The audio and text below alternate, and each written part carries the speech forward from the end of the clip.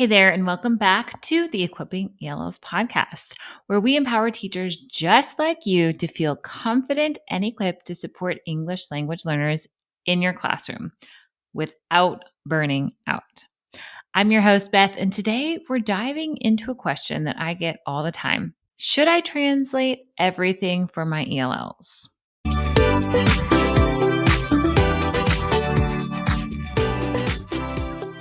It's such a common instinct, especially for teachers who are just beginning to support multilingual learners.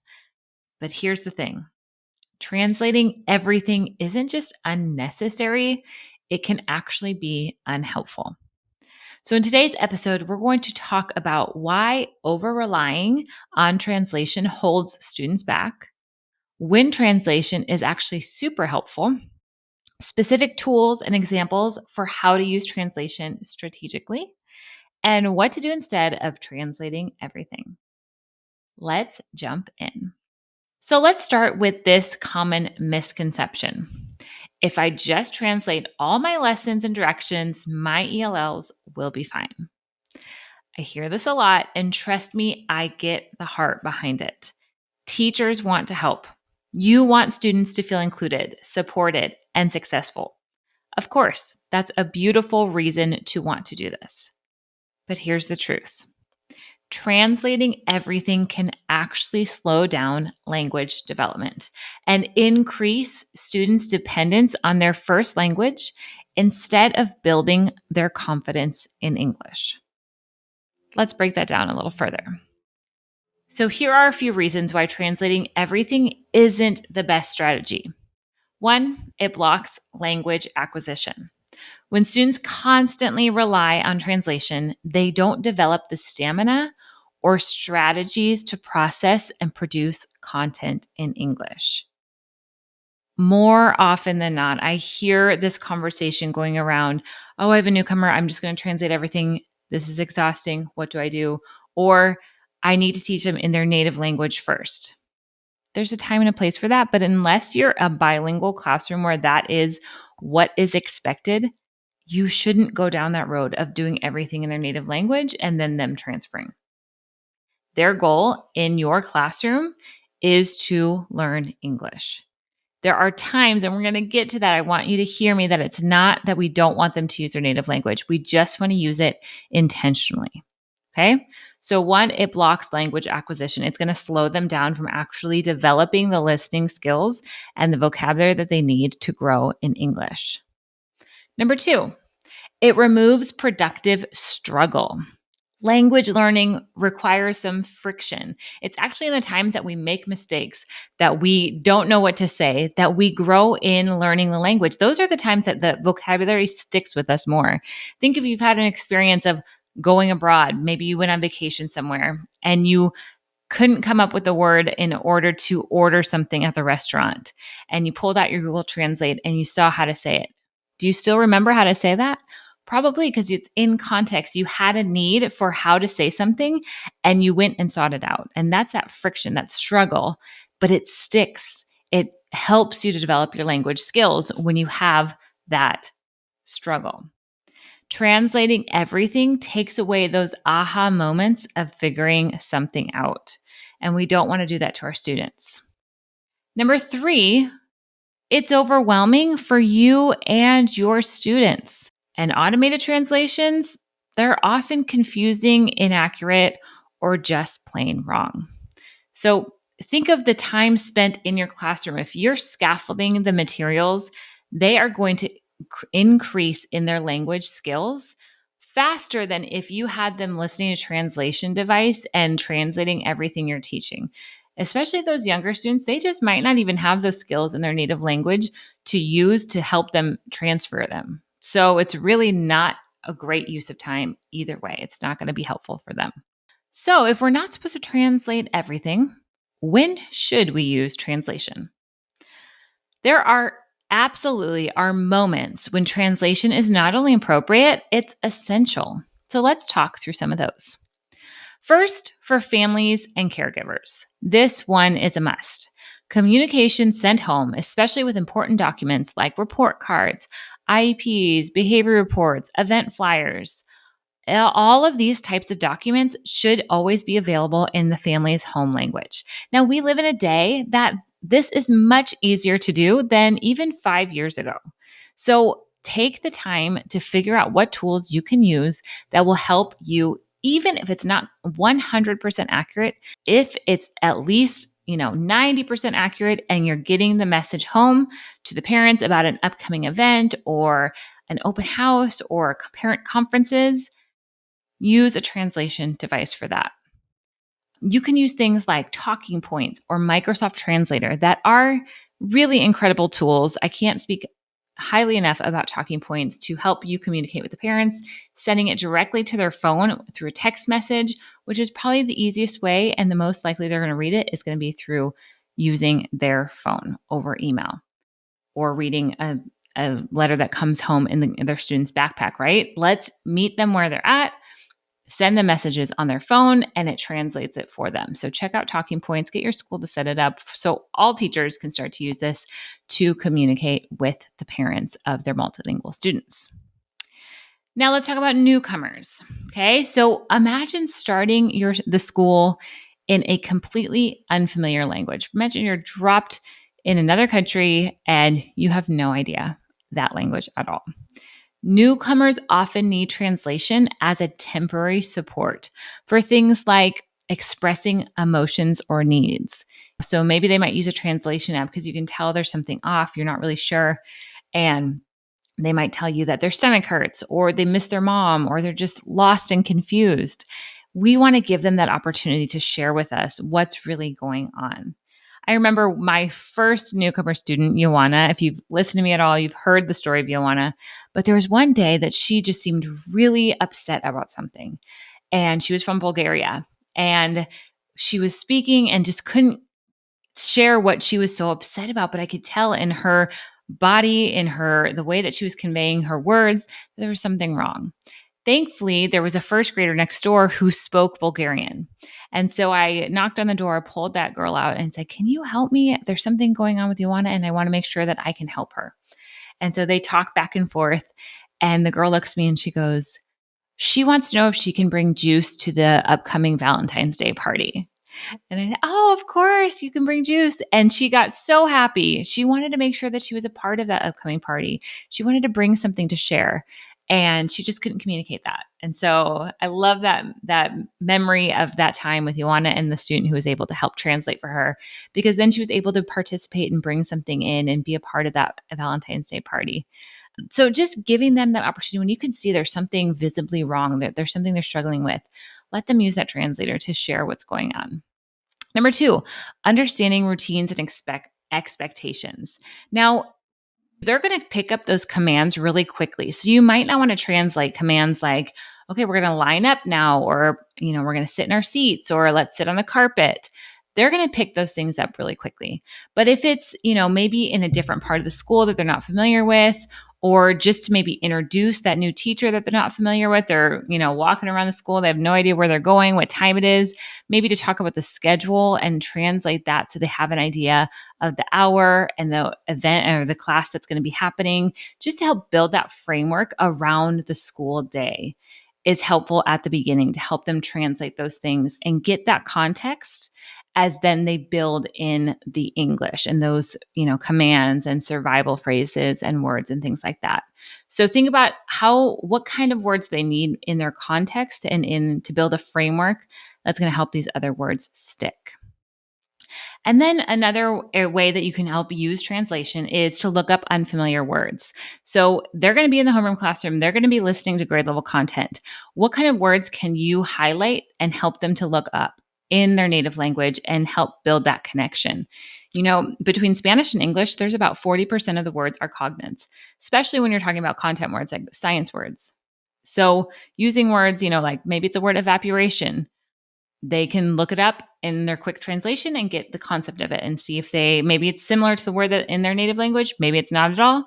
But that's a great time that you can use their native language to help build academic vocabulary. But remember, we're teaching them how to use translation as a bridge, not a life raft. Now let's move into intermediate learners. Is there a time and place to use translation for intermediate learners? Yes. Once students have some conversational fluency, they still may struggle with academic content. Can you think of a few students right now that come to mind when I say that? Translation can help when they hit that speaking or writing plateau. So, for example, many of you know that I live in Panama City, Panama. So, the language here is Spanish. And a lot of times I'm finding myself, I can speak very well in the present tense. I really keep it very present tense and get by with what I can do. And I can communicate easily that way.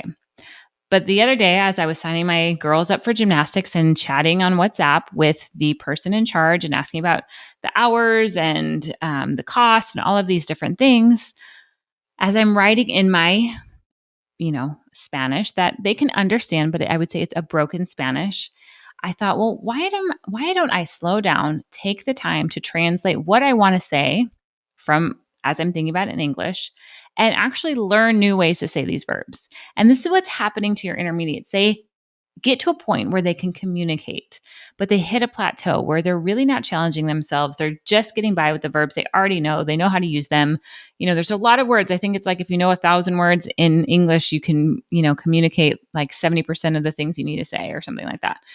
So there's a lot of times we're going to use the same words over and over. So this is a great opportunity to let them think about what they want to say, translate it, and then see how there's new ways that they could say that. So maybe saying a verb in a different way or saying, just different styles of how you could set up that sentence, either in both speaking or writing. It's a really helpful way to help challenge your students and to increase their vocabulary, speaking, and writing skills. So here are some other ways that you might use translation with intermediate students.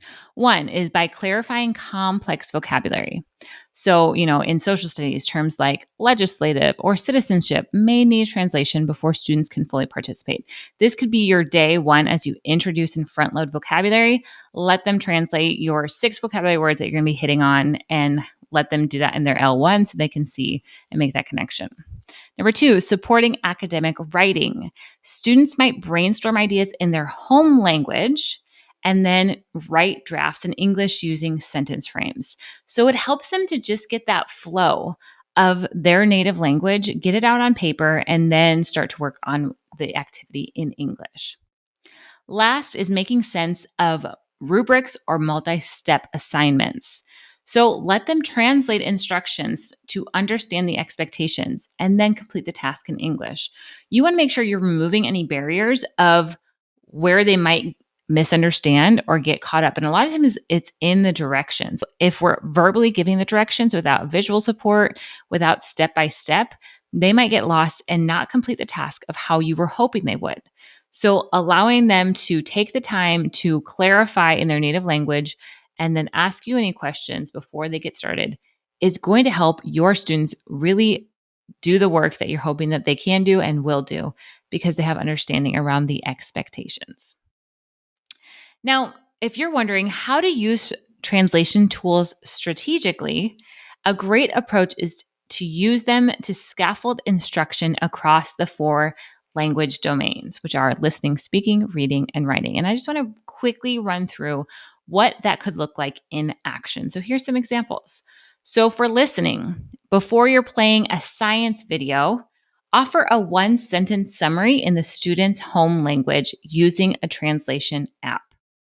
This helps them focus on the key ideas and improves comprehension.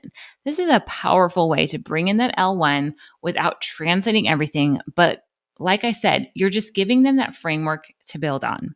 If you've ever sat down and started watching something that you had no context about, you in another language, you easily and quickly get lost, and it's very hard to come back and make sense of it. So doing that 1-sentence summary is a way that all your students can really then get a foundation of what is to come. For speaking, during a speaking activity, allow students to look up a word they need to express themselves, like prefer or because, or maybe you want them to use that in a sentence frame and they don't know what it means. So let them look it up. Then have them practice saying the full sentence in English. Maybe they might even maybe they speak one sentence that they come up with on their own. And then maybe they use that translation device to put it in there and see if they can expand on that sentence and then try to speak it again. So again, the purpose of speaking here is to just continue to output language and to continue to increase the skills of what they're speaking. Okay, let that be the focus when you're using the translation device there. For reading, they can translate the key vocabulary words before reading any passage so that they keep the main thing, that they don't lose what the gist is of what they're reading. And this might be something that you want to pull out, like I mentioned, front loading that vocabulary, having them use a translation device of those key vocabulary words before they get started. And then for writing, like I mentioned, you can let students brainstorm or draft in their home language using a translation app, and then support them with word banks or sentence frames to write in English.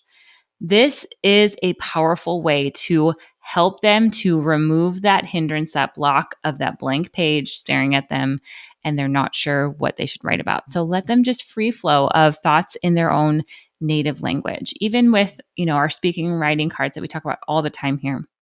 Let them warm up with a minute or two. Okay, write the words in English or in your native language first. And now let's go and let's see, can you translate those into English? Or let's work together to translate those. Or let's learn together how you say this word in your native language. That's creating community. That's creating identity, that they belong as they are. They bring gifts into your classroom, and that's where they're going to really succeed, when that is the type of environment that you've set up for them. Remember, the translation isn't the final step. It's a scaffold. It helps students get to English, not avoid it. So we don't want to just make them think that we're going to rely on doing everything in their native language. We want to continue to push them forward in English. You will see them develop their skills quickly. Every year around this time, we get emails and say, I don't know, your newcomer curriculum seems too hard. I don't know if they can get it. And about 3 weeks in, they go, okay, they're doing great. They love this, because we just have to set those routines, help them to grow in the expectations that they can do it, and they will. Now, let's talk about 5 translation tools that work. If you're going to use translation in your classroom, having the right tools makes a big difference. So here are a few that we recommend. Google Translate, of course, it's very familiar. It's gotten better in their translating, and they have more and more languages being added all the time. There's a few other different Google tools I know that you can translate in real time, but be very careful about when you use that, because like I mentioned, you don't want your students to be hearing you in English, but then listening to you in their native language and then trying to come back and respond in English. That's going to be a lot of noise and really not necessary. So, but that might be something to check out. Some of the Google tools for translation in terms of like parent conferences, or if you're sending, videos home to the parents, you can use that, and it'd be a really helpful tool for them to see what's going on in the classroom in their native language. Microsoft Translator is also a great one. This is great for real-time translation. So again, this would be great for meetings or class discussions. The Say Hi app, it's easy to use, and it has voice translation. Linguee, Linguee, it combines dictionary and example sentences. So this is really great for your intermediate advanced learners who have kind of hit that plateau to really increase in their understanding of English. And then Read and Write by Text Help. This is a powerful tool with translation, text to speech, and other accessibility features. So this is, again, a digital thing that you can add on as an extension. There's even more coming out all the time now, especially with AI. So if you have other suggestions, let us know. We can post about those, but we're always learning. And like I mentioned earlier, TalkingPoints, if your school is not using that yet, tell them they need to. It's going to be a game changer in how you create that great communication with your parents of your multilingual learners. And just a reminder, use them intentionally, not constantly. So these are tools. They're not to be crutches for your students to be using all the time. So let's close here with this question. If you're not translating everything, then what do you do? That's a great question. And we hear it a lot. So that's why I wanted to break it down into 3 strategies that work instead of defaulting to translation, especially with your newcomers. Number 1, use visuals, gestures, and realia. a picture is worth 1,000 words, especially when you're building vocabulary. So don't underestimate the power of adding a picture to what you're teaching. It will go a long way. Number 2, scaffold with sentence frames and word banks. This helps students get their ideas out in English with structured support. Number 3, build predictable routines. This is something that we are very passionate about here at Equipping ELLs, and because we've seen the power behind those predictable routines, both for you and your lesson planning and saving time on your lesson planning, and both for your students and how they really show up because they know what's expected of them and they engage. So when students know what to expect, they can focus on language instead of logistics. All right. Now I know this is a lot to take in. So we did create a free, super practical resource for you called To Translate or Not? That is the question. It's free. It breaks down when and why to use translation and when to avoid it. You can share this with the homeroom teachers in your school, the front staff, the cafeteria workers, whoever you would like. Feel free, grab this, share it with anybody and everybody, because we don't want anybody feeling like their support that they have to give to newcomers is to translate everything. It's not what they need to do. And hopefully after this episode, you agree with that and have new tips and tricks in order to not go that route. So to grab this free chart, just head to Instagram. At our Instagram is Equipping ELLs, and DM us the word translate and we will send it your way. So if you're ready for even more done-for-you resources, visual supports, and scaffolded tools that save you hours every week, we would love to invite you to join us inside Equipping ELLs. Now, if you're wondering, what do I do? Like I said, if I don't translate everything, what do I do with these newcomers? I have no idea. Join us in Equipping ELLs. We will have everything for you that you need to support K through 12 newcomers, intermediates, all language levels. We have it for you. And if we don't, we will create it and add it in for you because we want you to be empowered to equip your English language learners. So join us inside the membership.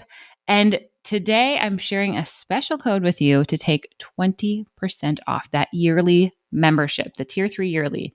So you can use the coupon code EQUIP20 and you will take 20% off. So that, I think, brings it down to about $222 for the entire year. All the resources you need, the community, the coaching, we are here for you. So let's partner together this year and make it the best one yet.